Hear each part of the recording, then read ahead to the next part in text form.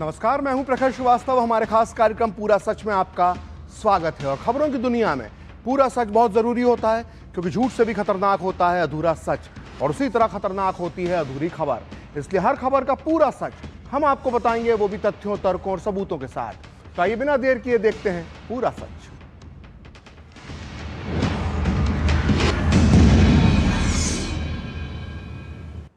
तो वंदे मातरम सिर्फ दो शब्दों से बना कोई आम सा नारा नहीं है, बल्कि ये उस भारत माता की जय जयकार है जिसकी रक्षा के लिए आजादी के संग्राम में लाखों वीरों ने हंसते हंसते फांसी के फंदों को चूम लिया था। ये वो महामंत्र है जिसकी गूंज से दुनिया की सबसे ताकतवर ब्रिटिश हुकूमत के पसीने छूट जाया करते थे। लेकिन आज सवाल यह है कि जिस राष्ट्रगीत ने पूरे देश को एक सूत्र में पिरोया, जिस कांग्रेस ने जिसका आज अपमान कर रहा है, क्यों अपमान किया है, यह बड़ा सवाल है।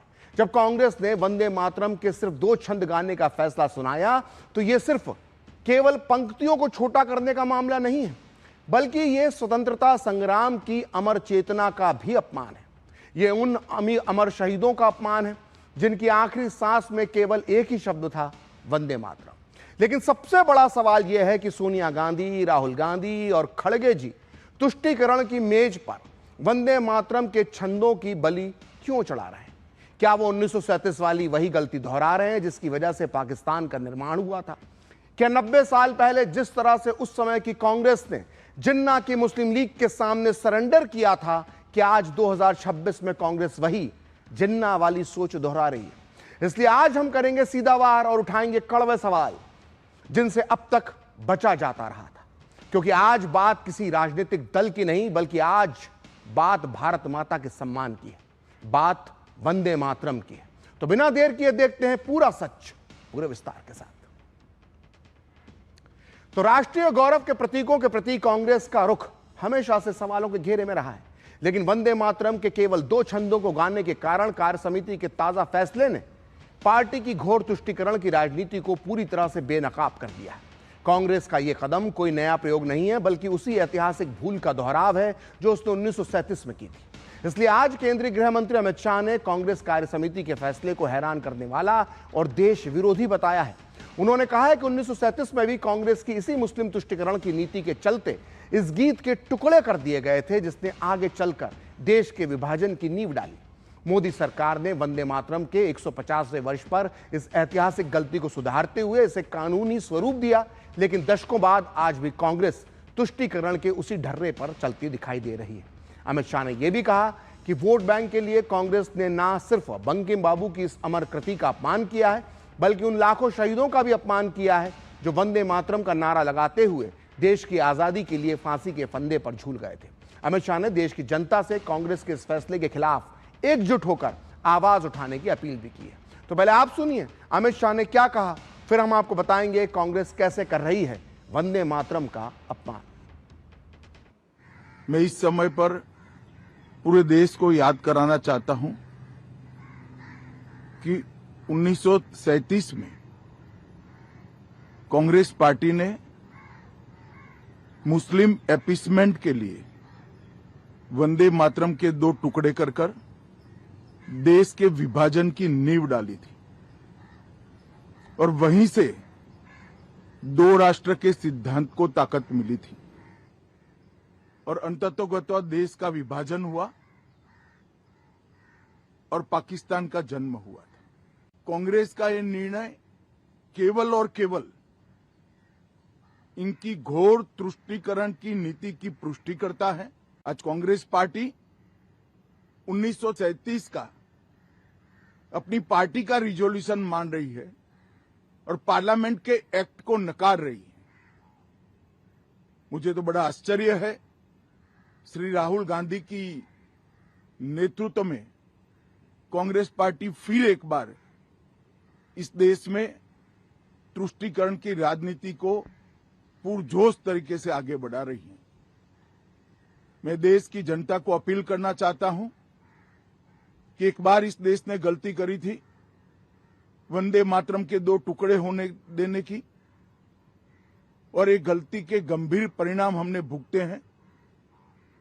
अब देश की जनता एकजुट हो और कांग्रेस पार्टी के इस फैसले के खिलाफ आवाज बुलंद करें कि अब इस देश में तुष्टीकरण की राजनीति नहीं चलेगी।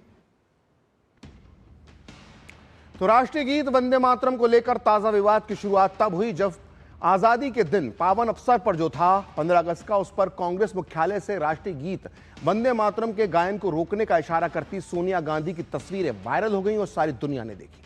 आग अभी ठंडी भी नहीं हुई थी कि गोवा में मल्लिकार्जुन खड़गे की मौजूदगी में कांग्रेस के कार्यक्रम में राष्ट्रगीत वंदे मातरम के केवल 2 ही छंद गाए गए। उसके बाद 2 छंद गाने को लेकर कांग्रेस नेताओं के बयान आना शुरू हो गए, जिनमें कहा गया कि कांग्रेस आलाकमान ने उन्हें 2 छंद गाने के लिए ही कहा है। और हद तो तब हो गई जब कल कांग्रेस कार्य समिति ने यह ऐलान कर दिया कि पार्टी अपने सभी कार्यक्रमों में वंदे मातरम के 6 में से सिर्फ शुरुआती 2 छंद ही गाएगी। ऐसे में सवाल साफ है कि क्या किसी पार्टी का एजेंडा भारत माता के जयगान से भी बड़ा हो गया है। पहले सुनिए कांग्रेस नेता केसी वेणुगोपाल ने क्या कहा, फिर हम आपको दिखाते हैं इस पर बीजेपी ने कैसे किया है जोरदार पलटवार।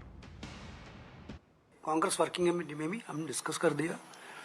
हमारा स्टैंड वेरी क्लियर है। 1937 का resolution Mahatma Gandhi ji, Pandit Jawaharlal Nehru ji, Rabindranath Tagore ji, Subhash Chandra Bose ji, this type of Sardar Patel ji, this type of topmost leadership of that point of time decided that whatever the decision they took, we will obey that decisions. We are very, very clear on that, that our Congress party workers will do that only. This is our decision. तो मतलब साफ है, कांग्रेस के नेता संविधान और संसद के कानून को ताक पर रखकर फरमान सुना रहे हैं। यानी इनके लिए देश का कानून और राष्ट्रगीत का दर्जा बेमानी है और कांग्रेस की 1937 की पुरानी तुष्टीकरण वाली नीति ही सर्वोपरि है। बीजेपी ने कांग्रेस की इसी मानसिकता पर जोरदार प्रहार किया है। आप भी सुनिए बीजेपी नेताओं ने क्या कुछ कहा। कांग्रेस के वरिष्ठ नेताओं के अंदर छुपा हुआ जिन्नाई जो जिन्न था वो निकला है। इनकी जो मुस्लिम लीगी सोच रही है वो अब उसका खुलासा हो गया है। संविधान हाथ में लेने से संविधान का सम्मान नहीं होता है, संविधान को जिया जाता है। और जब एक संवैधानिक व्यवस्था बन गई, संसद के दोनों सदन ने इसको पास कर दिया कि हमको जो छूटे हुए स्टैंजा थे वो भी गाने हैं, तो पूरे को गाया जाएगा।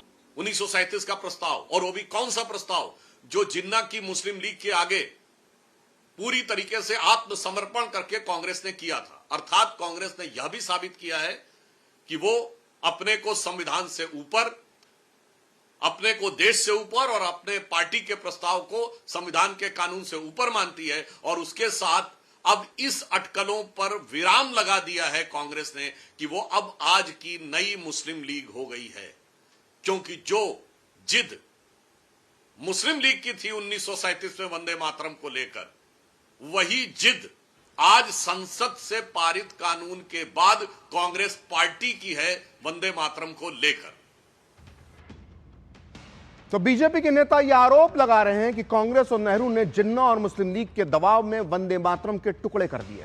आइए अब थोड़ा इतिहास में जाकर इस बात का पूरा सच जान लेते हैं कि क्या सही में कांग्रेस ने 1937 में जिन्ना के प्रेशर में वंदे मातरम के 6 में से 4 छंदों को हटा दिया था। तो ये तो सभी जानते हैं कि वंदे मातरम आजादी के हर सिपाही का स्वर था। क्या क्रांतिकारी और क्या अहिंसा के पुजारी, सभी इसका उद्घोष करते थे। एक समय तक वंदे मातरम से कांग्रेस को भी कोई दिक्कत नहीं थी, यह कांग्रेस के हर अधिवेशन में गाया जाता था। लेकिन 1937 में कांग्रेस ने मुस्लिम तुष्टीकरण की वजह से वंदे मातरम को लेकर एक ऐसा फैसला ले लिया जिसकी कल्पना भी किसी ने नहीं की थी। कांग्रेस के इस एक फैसले ने वंदे मातरम की मूल भावना को ही जड़ से नष्ट कर दिया। तो हुआ यूं था कि 15 अक्टूबर 1937 को लखनऊ में मुस्लिम लीग का अधिवेशन हुआ, जिसमें मोहम्मद अली जिन्ना ने अपनी कट्टरपंथी और सांप्रदायिक राजनीति का एक अलग ही स्तर पर उसे पहुंचा दिया। जिन्ना ने आश्चर्यजनक तौर पर वंदे मातरम को इस्लाम विरोधी बता डाला। जिन्ना ने कहा कि कांग्रेस इसे भारत का राष्ट्रगीत बनाना चाहती है। जिन्ना के इस वंदे मातरम विरोधी रुख से कांग्रेस इतना घबरा गई कि उसने हफ्ते भर बाद ही 22 अक्टूबर 1937 को वंदे मातरम की समीक्षा करने की घोषणा कर डाली। तब नेहरू कांग्रेस के अध्यक्ष हुआ करते थे। कांग्रेस को अपनी धर्मनिरपेक्षता साबित करनी थी, इसलिए उसने संकेत दे दिए कि कलकत्ता में होने वाली कांग्रेस कार्य समिति की बैठक में वंदे मातरम में बदलाव किया जा सकता है। और हुआ भी यही। 29 अक्टूबर 1937 को जवाहरलाल नेहरू की अध्यक्षता में कांग्रेस कार्य समिति ने वंदे मातरम में बदलाव की घोषणा कर दी। जिन्ना के प्रेशर और मुस्लिम तुष्टीकरण के लिए वंदे मातरम के पहले 2 छंदों को छोड़कर बाकी के 4 छंद हटा दिए गए।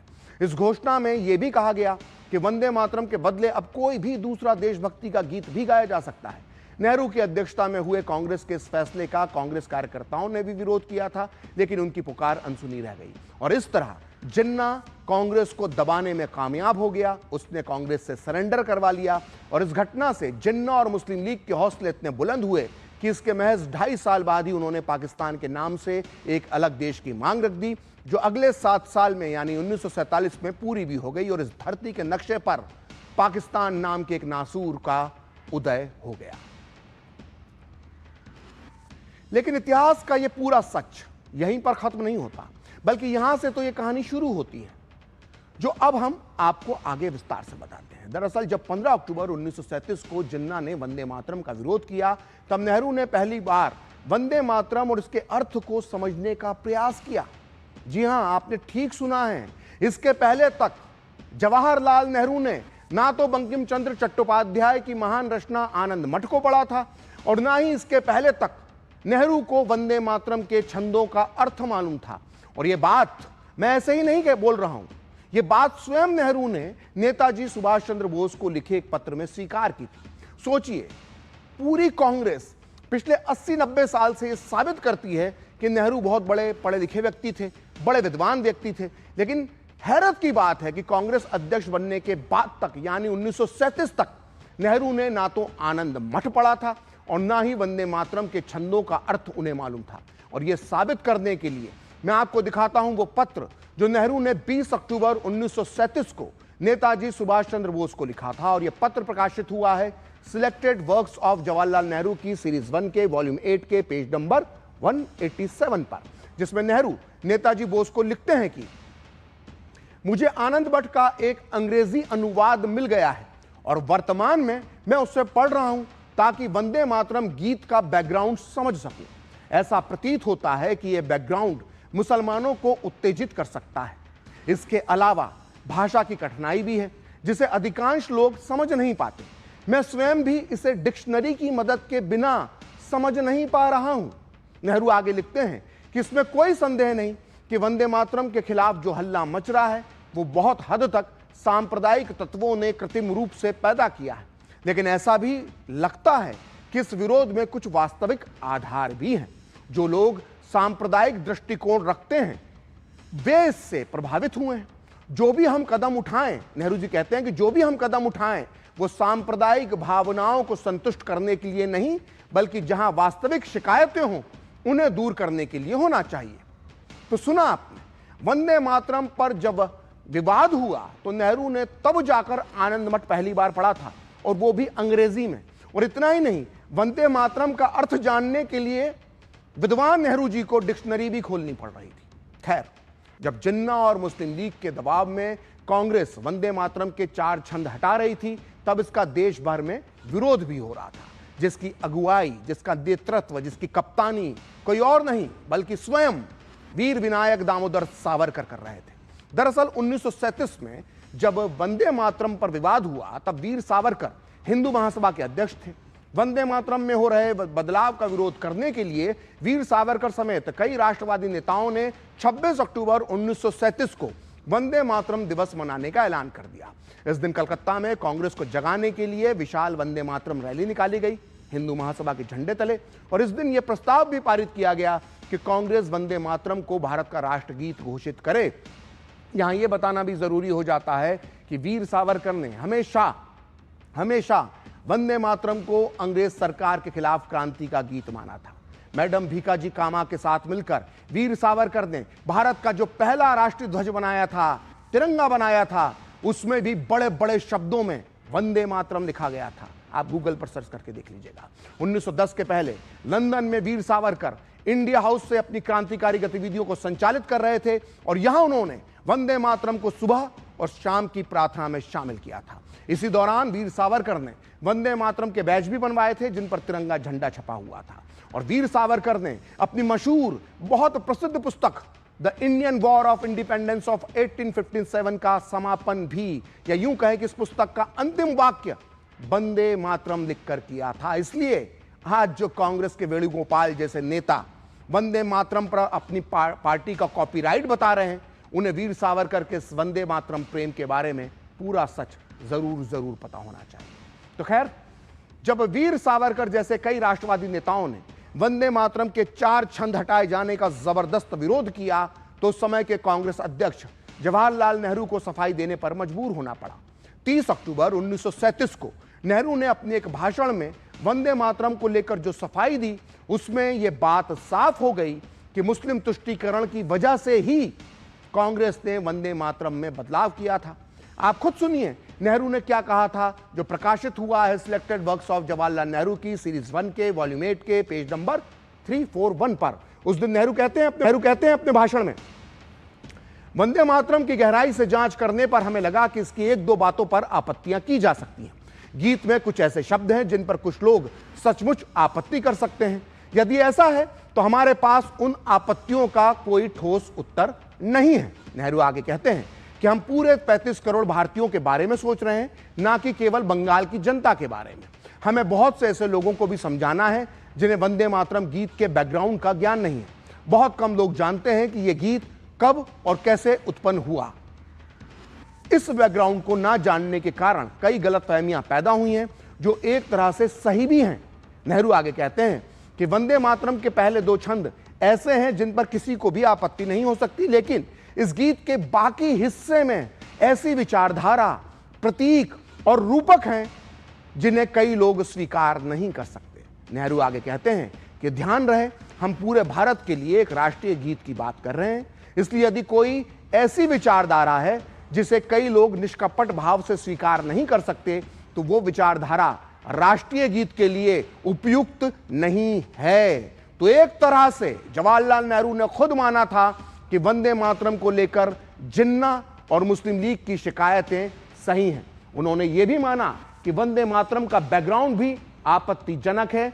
वो ये भी कहते हैं कि इस गीत में ऐसी विचारधारा, प्रतीक और रूपक हैं जो स्वीकार नहीं हैं और इसीलिए कांग्रेस ने बाकी के 4 छंद हटा दिए। ऐसे में समझ में नहीं आती है बात कि आज की कांग्रेस ये खुलकर स्वीकार क्यों नहीं कर रही है कि उसके पूर्वजों ने जिन्ना के कहने पर वंदे मातरम के टुकड़े किए थे, मुस्लिम तुष्टीकरण के लिए टुकड़े किए थे। अगर नेहरू के इस भाषण से भी कांग्रेस को यह बात समझ नहीं आ रही है तो फिर हम उसको नेहरू का वो पत्र दिखाते हैं जो उन्होंने 6 अप्रैल 1938 को जिन्ना को लिखा था, जिसमें नेहरू ने यह खुद माना था कि कांग्रेस ने वंदे मातरम में ना केवल बदलाव कर दिया है बल्कि वो वंदे मातरम को राष्ट्रगान भी स्वीकार नहीं करती है। आप इस पत्र को पढ़कर खुद अंदाजा लगा सकते हैं कि नेहरू किस तरह से जिन्ना को सफाई दे रहे थे। इसको आप सरेंडर भी कह सकते हैं। आपको बता दूं कि यह पत्र प्रकाशित हुआ है selected works of Jawaharlal Nehru की सीरीज 1 के वॉल्यूम 8 के पेज नंबर 230 पर। इस पत्र में नेहरू जिन्ना को लिखते हैं, माय डियर मिस्टर जिन्ना, वंदे मातरम गीत के संबंध में यह याद रखा जाना चाहिए कि कांग्रेस द्वारा औपचारिक रूप से कोई भी राष्ट्रगान स्वीकार नहीं किया गया है। हालांकि वंदे मातरम गीत 30 से अधिक वर्षों से भारतीय राष्ट्रवाद से गहराई से जुड़ा हुआ है।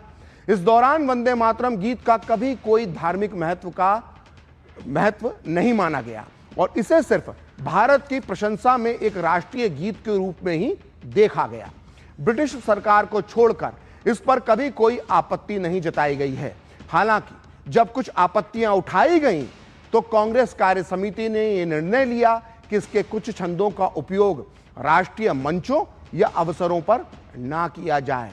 तो इस तरह से वंदे मातरम पर जिन्ना के सामने नेहरू और कांग्रेस ने सरेंडर कर दिया था। यह पत्र यह बताता है, जिसका नतीजा यह हुआ कि जिन्ना पाकिस्तान बनाने में कामयाब हो गया। और ये नेहरू ने पत्र 1938 में लिखा था जब वंदे मातरम में कांग्रेस ने बदलाव कर दिया था और यह सफाई पत्र ज्यादा था। तो पूरा सच में वक्त एक ब्रेक का, और ब्रेक के बाद बताएंगे कि आजादी के बाद भी नेहरू ने वंदे मातरम के साथ कैसे किया सौतेला व्यवहार।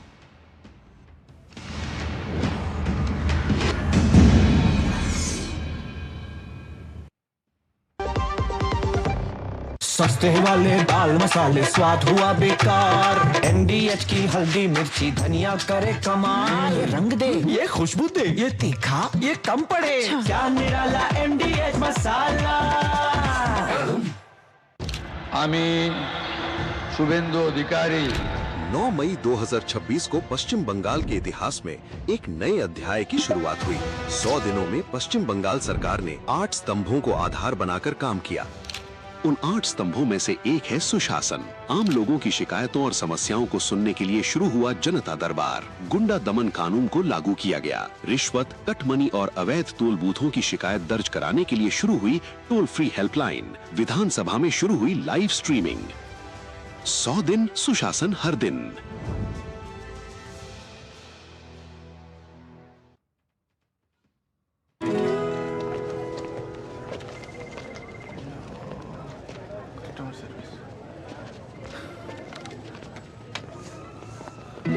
मैडम, ये KYC अपडेट के लिए मुझे बार बार मैसेज क्यों आ रहा है? क्योंकि बैंकिंग सेवाओं के लिए निर्धारित समय पर KYC अपडेट करवाना चाहिए।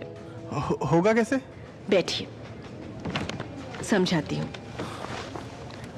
अगर आपके पहचान या पते में कोई बदलाव नहीं है तो अपने बैंक या ATM या बिजनेस करेस्पॉन्डेंट यानी BC के पास जाएं, या बैंक में रजिस्टर्ड ईमेल या मोबाइल नंबर या मोबाइल बैंकिंग ऐप या पत्र द्वारा उसका डिक्लेरेशन दें।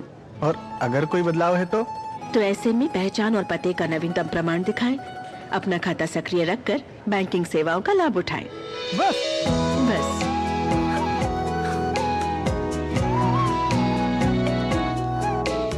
RBI कहता है जानकार बनिए, सतर्क रहिए। जब आप इलाज के लिए अस्पताल जाएंगे तब पॉलिसी बाजार वहां पहुंचकर आपका पूरा साथ देगा, ताकि क्लेम के लिए आप परेशान होने के बजाय अपनों का ख्याल रख सकें। और क्लेम असिस्टेंस पॉलिसी बाजार का प्रॉमिस है।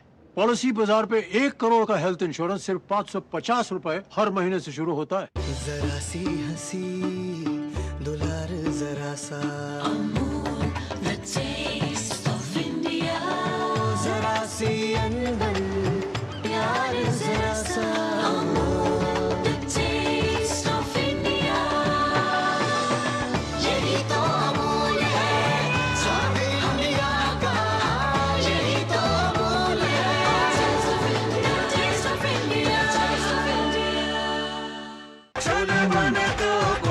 गोल्डी छोले मसाले, जहाँ जाए रिश्ते बनाए। गोल्डी लाए हैं फ्रेश लॉक टेक्नोलॉजी, जो रखे मसालों को हर समय फ्रेश।